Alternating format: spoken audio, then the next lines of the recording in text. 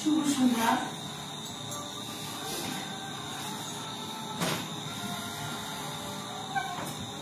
শুভ বিজয়া দশমী। আমরা একটুখানি দেরিতে শুভ বিজয়া বলার জন্য এসেছি। এতই অসুস্থতা হয়ে কল্যাণীতে সবাই এত সর্দি কাশি জ্বর, তাও আপনারা দেখতে পাচ্ছেন আমাদের অনেক কমই আছে। আমরা আজকে অনেকে আসতেও পারিনি জ্বরের জন্য।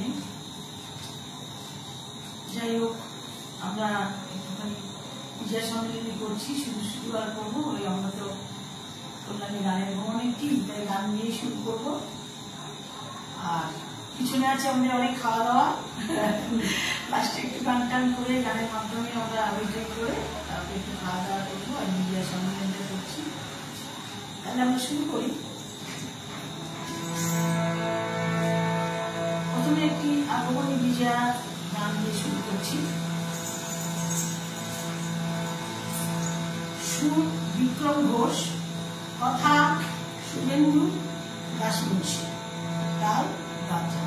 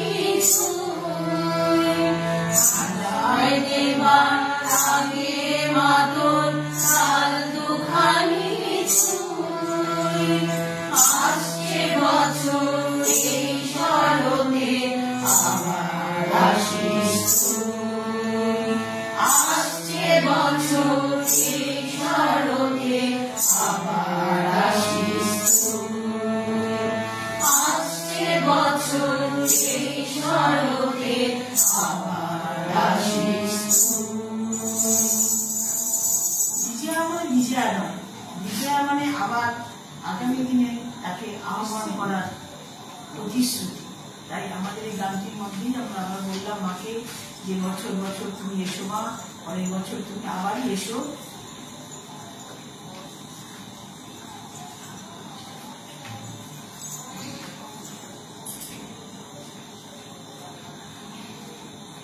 গানটি আমরা গাইছি। কথা পার্থ ভট্টাচার্য, সুর সজিত দাস, তাল দাদা।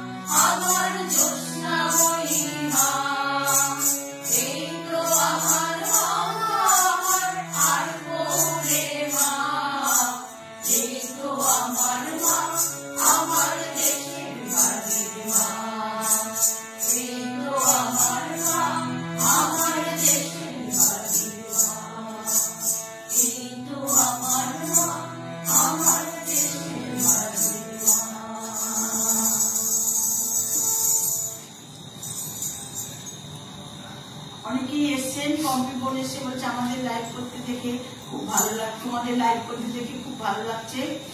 আচ্ছা, চমৎকার নিবেদন। রত্নাদি ঢুকতে পেরেছে, রত্নাদি আছে, রুমদিকে দেখছি না। রত্নাদি খুব জ্বর, আমাদের গানের গ্রহণের সদস্য রত্নাদি ভীষণই জ্বর, মানে বিছানা থেকে উঠতে পারছে না, এরকম অবস্থা। খুব ভালো লাগছে গান, অপূর্ব নিবেদন। হ্যাঁ, আমরা প্রথমে আগমনী গান দিয়ে শুরু করলাম, বিজয়ের গান। আর দ্বিতীয় গানটি আমরা যেটা গাইলাম সেটা হচ্ছে আমাদের দেশের বাড়ির মা, আমাদের নিজেদের মা। সেই দেশের বাড়ি মানে গ্রামীণ একটা ছবি এই গানটার মধ্যে আমরা তুলে ধরতে পেরেছি। সেই আগেকার দিনে কোজাগরী পূর্ণিমায় লক্ষ্মী পুজোর লক্ষ্মী মায়ের যে ছবি গ্রামে যেটা দেখা যেত, সেই ছবিটা আমরা তুলে ধরতে পেরেছি। এরপরে আমরা যাবো একটি মাতৃসঙ্গীতে, সব রকম মায়ের গানই আমরা আজকে এনেছি।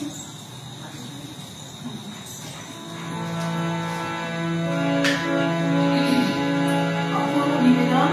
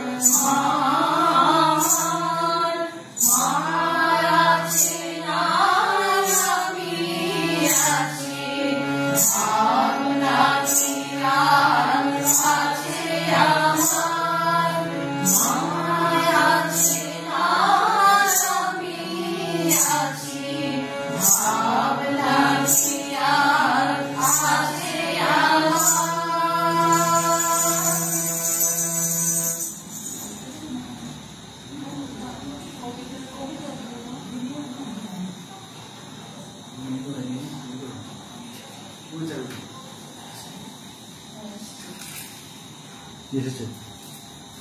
অপূর্ব অপূর্ব মলয় ভাই এসেছে, নিশা গাঙ্গুলি এসেছে, রত্নাদি এসেছে, পম্পি ঘোষ এসেছে।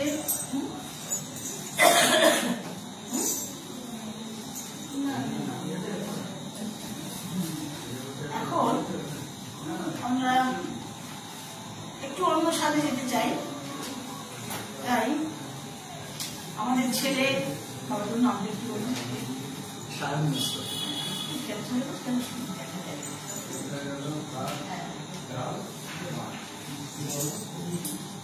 এখন একটি কবিতা পাঠ করছে। নমস্কার। একটি সাম্য জীবনমুখী কবিতা, বেকারের চিঠি। কবি মণিভূষণ ভট্টাচার্য। আমার বয়স যে বছর 21 পূর্ণ হলো, ভোট দিলাম। দ্বিতীয়বার যখন চটের পর্দা ঢাকা কবরিতে ঢুকে প্রগতিশীল প্রতীক চিহ্নে ছাপ মারছি, তখন আমি 26। 29 বছর বয়সেও বিশ্বের নিঃস্বতম গণতন্ত্র রক্ষার জন্য আমার প্রাণ আকুল হয়ে উঠেছিল। কিন্তু এবছর ভোটের দিন সারা দুপুর তপ্ত বসে শুয়ে বেড়ার পোকর দিয়ে পতাকা উড়ানো রিক্সার যাতায়াত দেখেছি, কিন্তু ভোট দিতে যাইনি। না, ভোট আমি বয়কট করিনি, ভোট আমাকে বয়কট করেছে। কারণ আমার বয়স 31। 30-এর পর সরকারি চাকরি পাওয়া যায় না। যে সরকার আমাকে চাকরি দেবে না, সেই সরকার গঠনের জন্য গায়ে আমার পুলক লাগে, চোখে ঘনায় ঘোর, এরকম আশা করা যায় না। বিশেষ বিশেষ ক্ষেত্রে অবশ্য বয়স 5 বছর শিথিলযোগ্য, কিন্তু আমার ক্ষেত্রে বিশেষ কারণ বিশেষভাবেই অনুপস্থিত। অগত্যা সরকারি চাকরি পাওয়ার একটাই উপায় আছে, সার্টিফিকেট জাল করে বয়স কমিয়ে ফেলা। কিন্তু হে নন্দিত নেতৃবৃন্দ, যদিও আমার চোখের উপর আপনাদের অনির্বচনীয় লীলাময় জীবন খোলা আছে, তবু জালিয়াত হতে পারবো না। আমার বাবা সৎ ছিল।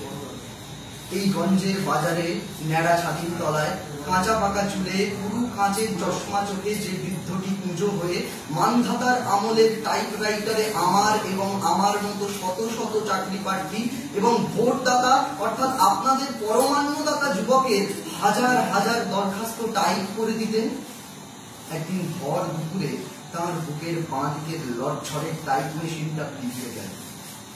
সেই ফাঁকা জায়গায় আমি কলা নিয়ে বসে পড়লাম। কারবাইডে পাকানো চালানি বর্তমান কলার রং যদিও বোম্বাই অভিনেত্রীর চটকেও হার মানায়, তবু খেতে অতিশয় অখাদ্য। ফলে আমাকে ডাবের সঙ্গে ভাব জমাতে হলো। পা ফাঁক করে দাঁড়িয়ে ধুতি পাঞ্জাবি শার্ট প্যান্ট যখন সরু নল দিয়ে চোঁ চোঁ করে সুমিষ্ট জল টেনে নিত, তাদের দুপায়ের ফাঁক দিয়ে আমি এই গঞ্জের ছিন্ন বিচ্ছিন্ন মানুষের মর্মান্তিক মহিমাকে স্পর্শ করতাম।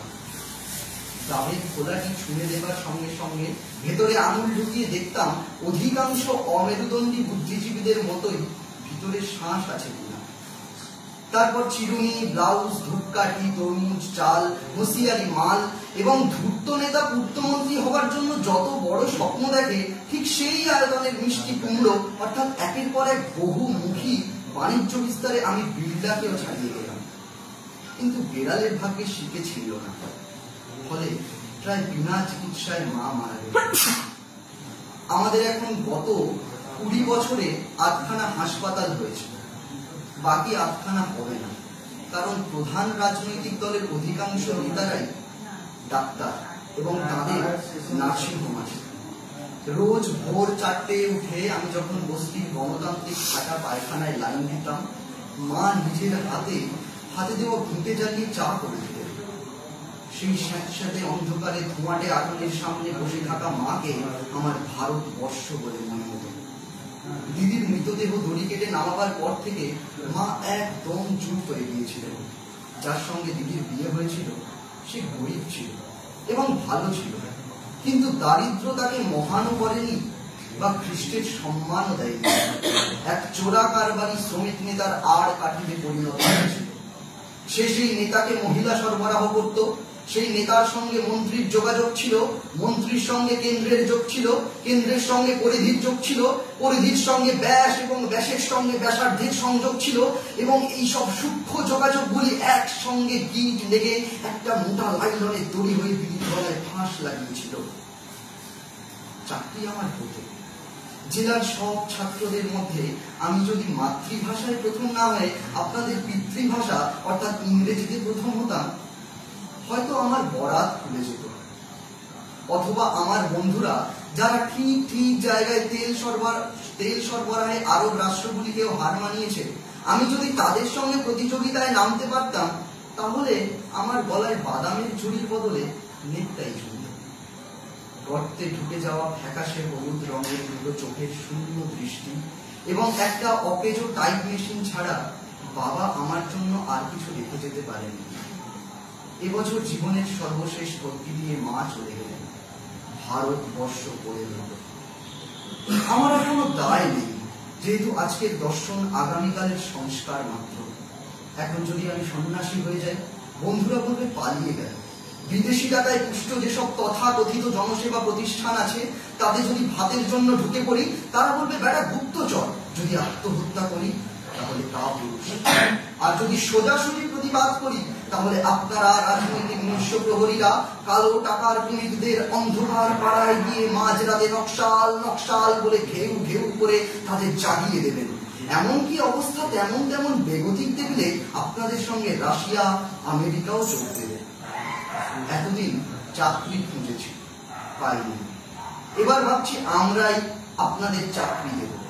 আমরা যারা বেকার, আধা বেকার, ভবঘুরে, বাংলে ভিখিরি, যাদের জমি নেই কিন্তু জমিতে খাটে, বাড়ি বানায় কিন্তু বাড়ি নেই, যারা শহরে আলো জ্বালে কিন্তু যাদের কুপিতে তেল নেই, যারা কারখানা বানায় কিন্তু কারখানা যাদের আস্থা পুড়ে চালান করে দেয়, যারা কোনোদিন একটা ভালো জামা পরেনি, শরবত খায়নি, বেড়াতে গিয়ে পর্বতমালার স্তব্ধ নিরাশক্তি ও মহত্বকে স্পর্শ করেনি, যারা জন্মায় আর খাটে, খাটে আর মরে, যারা পিঁপড়ের মতো, পোকামাকড়ের মতো, শীত রাত্রির ঝরা পাতার মতো, সেই সব নিরক্ষর নগণ্য পুজো অবজ্ঞাত করুন, যাদের দেখার জন্য এবং ঠকাবার জন্য আপনারা বিরাট মঞ্চে উঠে দাঁড়ান, যারা আগামী দিনের ভারতবর্ষের গোটা পৃথিবীর এবং সৌর জগতের মালিক। আমি তাদেরই একজন হয়ে এই জংশন স্টেশনে বাদাম বেঁচে যাচ্ছি।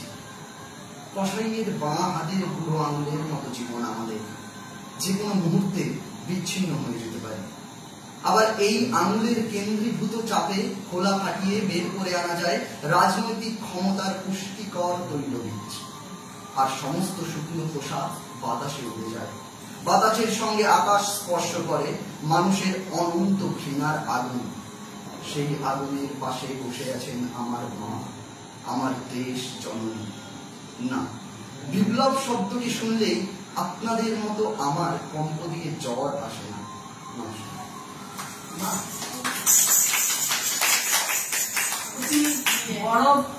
বড় বাস্তব এই কবিতাটার মধ্যে তুলে ধরা হয়েছে।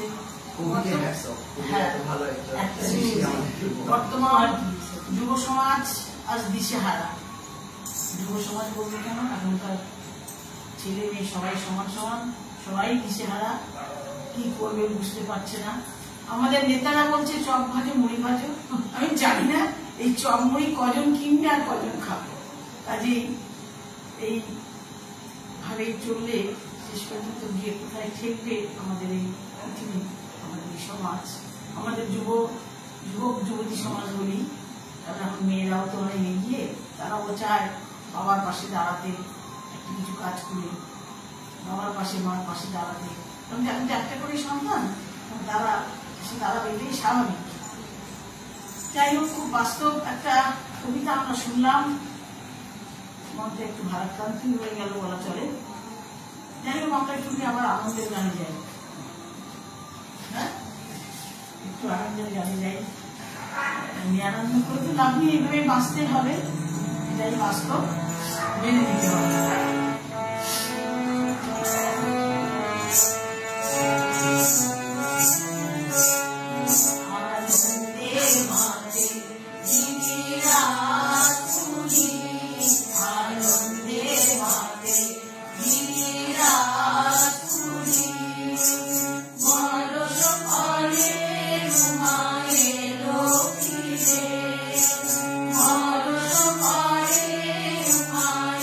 Hello.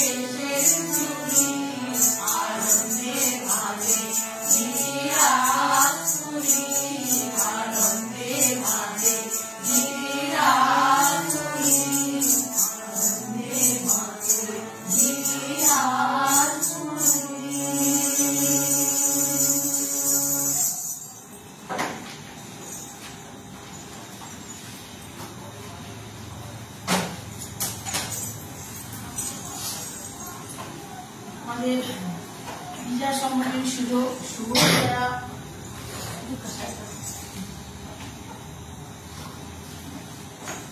হলো। এখন আমরা একটুখানি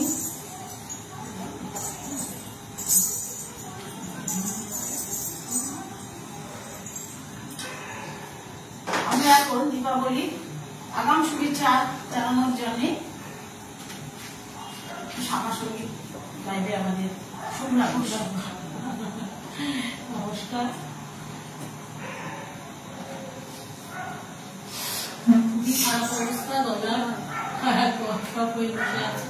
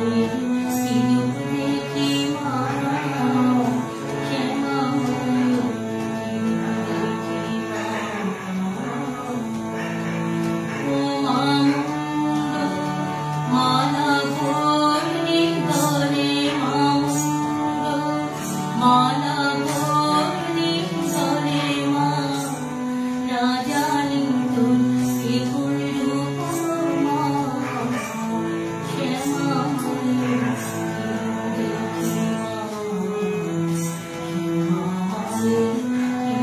দেখি মা শ্যামা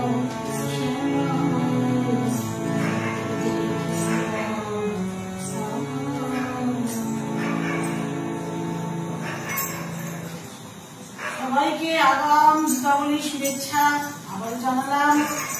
আমাদের কল্যাণী গানের ভ্রমণের তরফ থেকে সবাই সাবধানে থাকবেন। প্রতি ঘরে ঘরে জ্বর সর্দি, এই সকাল রাতের বেলা শিশির পড়ছে, ঠান্ডা হাওয়া, আর দিনের বেলা রোদের জন্য প্রচন্ড ঘাম। কাজে সবাই সাবধানে থাকবেন। আমরা চেষ্টা করবো, আমি চেষ্টা করবো কিছু আমার সঙ্গীত গাওয়ার পর চেষ্টা করবো এই সপ্তাহে। থাকবো হয়তো মঙ্গলবার আর শুক্রবার। আপনারা আবার আমার পাশে থাকবেন, গানের ভ্রমণের পাশে থাকবেন। সবাই ভালো থাকবেন। আমাদের বিজয়া সম্মেলন এখানে শেষ হলো। এখন আমাদের খাওয়া দাওয়ার পর্ব শুরু হবে। আপনারা চলে আসুন আমাদের খাওয়া দাওয়ার পর্বে। তাহলে আজকের মতো আমরা আসছি। ভালো থাকুন।